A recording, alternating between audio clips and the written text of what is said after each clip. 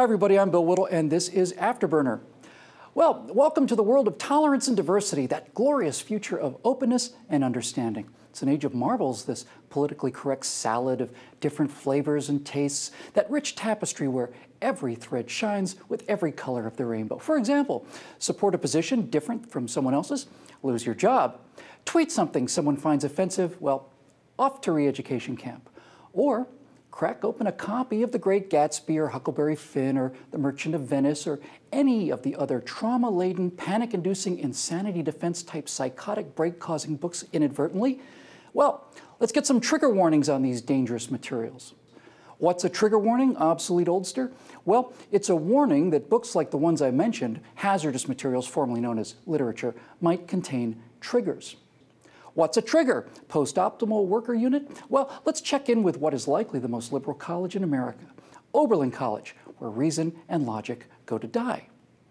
Triggers are not only relevant to sexual misconduct, but also anything that might cause trauma. Be aware of racism, classism, sexism, heterosexism, cisexism, ableism, and other issues of privilege and oppression. Realize that all forms of violence are traumatic and that your students have lives before and outside your classroom, experiences you may not expect or understand. Now, this most recent advance in morality has mostly been brought to us courtesy of feminism. You know, the intellectual and political movement whose central tenet is that women are in every way as strong and as capable as men, which is why they must be protected at all times from thoughts and ideas that could cause them to break down into emotional fits and uncontrolled hysterics.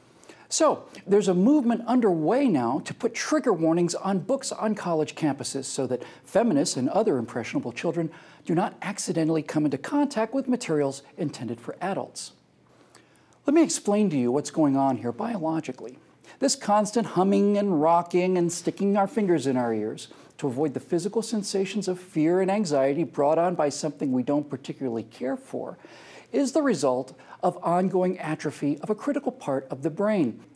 It's called the amygdala, and like memory, its capabilities grow or recede depending on how much it's being used. Now, the amygdala has been derided as the fear center of the brain, something to be liberated from, presumably, but it's much more sophisticated than that. The amygdala is essential to learning because it's the amygdala that sends out unpleasant signals that cause you to change your behavior. Now, here's a classic example of how the amygdala is supposed to work. You're walking down a path, minding your own business, when you hear the rustling of grass and the snap of a twig behind you.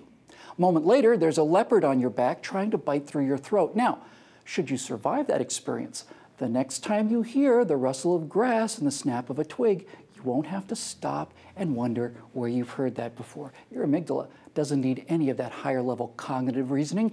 You hear that snapping twig behind you the second time and the amygdala hits the panic button, you get a hit of adrenaline, you automatically turn towards the sound, your mouth opens and you scream, both to try to scare the leopard and to call for aid, and you are immediately ready to either fight or flee.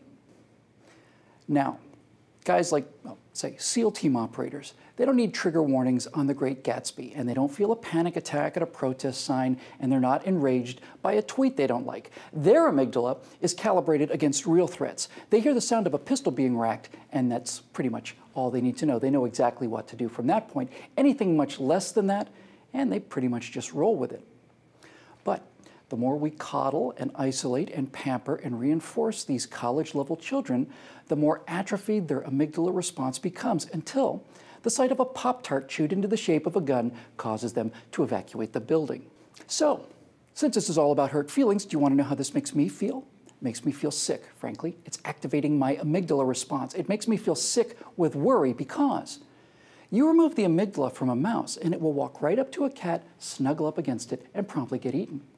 It also makes me feel old because I've been around long enough to see trend lines now, and I don't like where this one is going. But mostly, it makes me feel like this guy.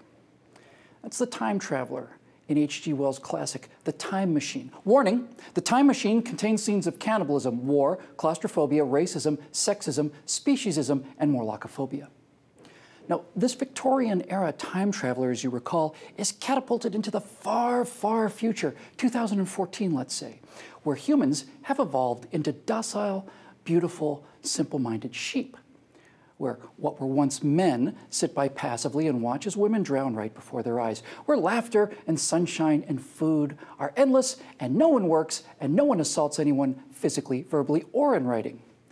The Eloi, Wells called them, and if that's not what we are, it's certainly what we're becoming. So what if you spend your life as a simple-minded child? Big deal.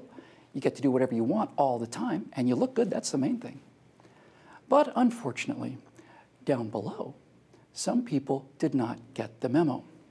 Those people are called Morlocks. They're ugly and misshapen. They live in caves. They look like they could belong to the Tea Party. And they eat the Eloi. They eat them. They raise them just like cattle. They just blow a siren and the Eloi, like the mouse without the amygdala, just walk right in and become dinner. So, if you think you can regulate, legislate, ban, re-educate, and trigger warn evil people away, you're wrong. Evil people and evil deeds are kept at bay by adults. Adults who can face blood and fire and the Great Gatsby because they turn to face unpleasantness, not run away from it. And if you think you can remove discomfort from life, well, you're wrong there too. Because ultimately, your shriveled amygdala will cause you a complete psychotic break when you see a color you don't like. The less unpleasantness you get, the less unpleasantness it takes. Now, the inverse is also true, but that requires courage, of course, and acts of courage require trigger warning, so don't hold your breath. Now, we're on a race to the bottom. And damn it, you idiots, that's where the Morlocks live.